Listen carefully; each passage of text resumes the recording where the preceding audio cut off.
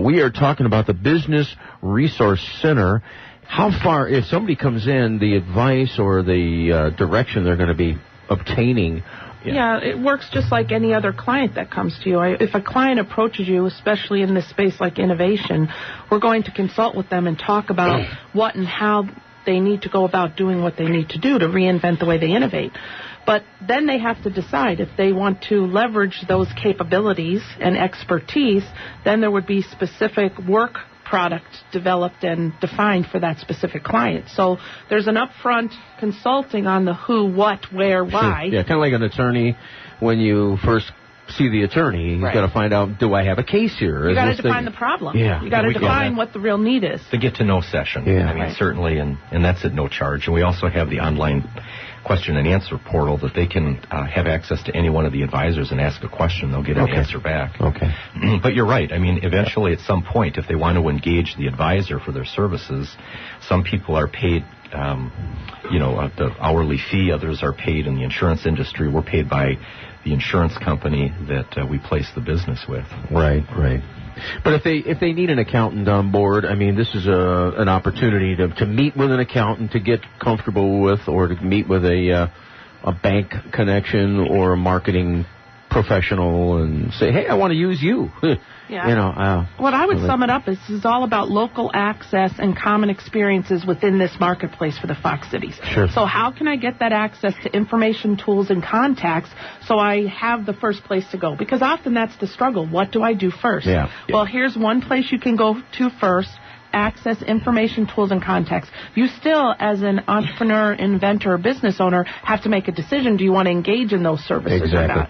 Well, this is good for SCORE, too, because we counsel people, and you can stay with them just for so long as a counselor, but you can't go in and run their business for them, and you can't go in and do the work for them. You can only direct them from the sideline. And this may be a place where we can send them, hey, there is an opportunity to walk into where they're going to be able to go beyond where we can go as counselors. And I don't want to underestimate. I think the power is that you're not only tapping that first person you come in contact with, you're able to tap their entire network. So again, for instance, in my space, who are all the people that I network that could also potentially help that contact coming in and saying they need to know how to do something?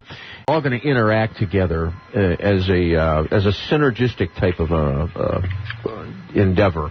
Yeah, Jim, what we like to call it is a virtual network, and that involves, obviously, the university systems, government departments, the venture center. We're all trying to work together to really advance the economic development, similar to what Governor Doyle's doing with Innovate Wisconsin. So what's exciting about I'm sorry, Cheryl, but what's exciting about it is when you look at it, we're so in alignment with his Grow Wisconsin plan.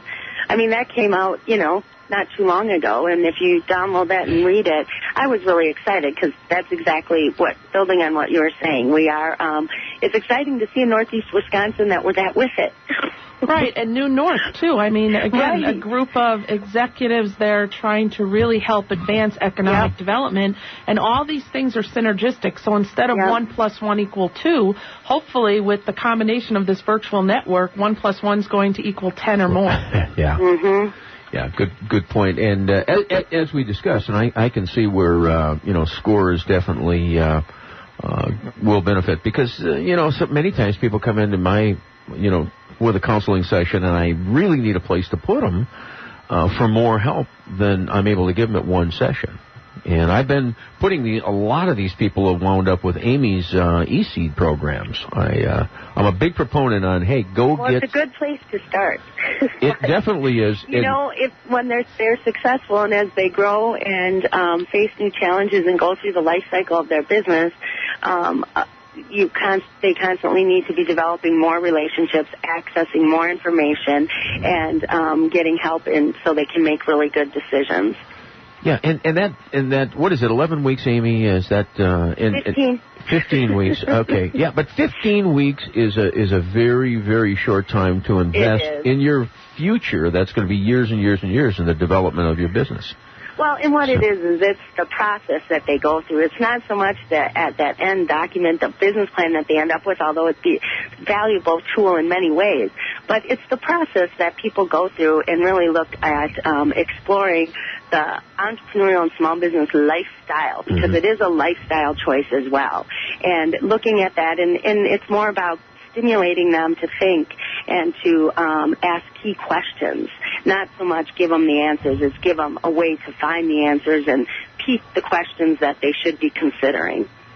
That's why I think a lot of the missions of these organizations now, New North, what Governor Doyle and Jack Fisher are doing, what you're doing at the Venture Center, the Fab Lab, the BRC, it's really helping people that are responsible from everything from people management to financial planning, sales, marketing, innovation.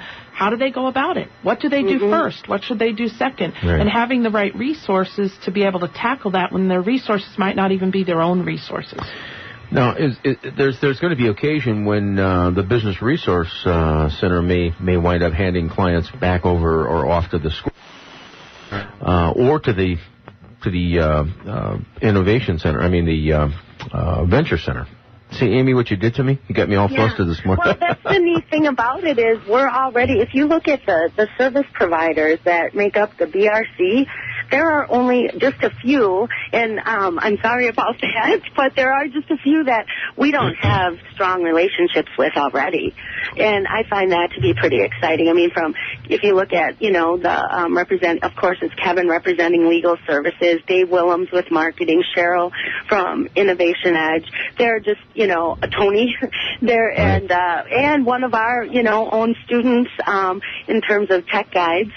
And so that's really exciting for us to see that, we've already got strong relationships with so many of those providers.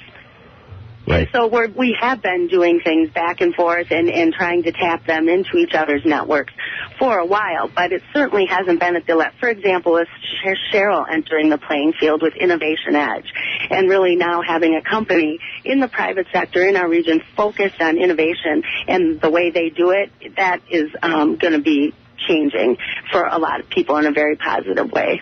Yeah, actually, and I think the state of Wisconsin is becoming a real breeding or good environment for that for the business entrepreneurs.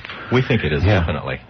Yeah, and it's exciting to know that we all share the same common philosophy, that it really boils down to a simple idea that the better businesses do here in the Fox Cities and, the other areas around that, we'll hopefully be able to serve, the better it is for everyone, economically and lifestyle and so forth. So we're excited to be associated with the E-Seed and the Venture Center and SCORE. And absolutely, I have clients that over the years I've talked to about those organizations, SCORE, and I'm involved with the Chamber of Commerce, so that I've known about SCORE for a long time. E-Seed and Venture Center is something in the last year or so that's been a little newer to me, but we're really excited to be working with them.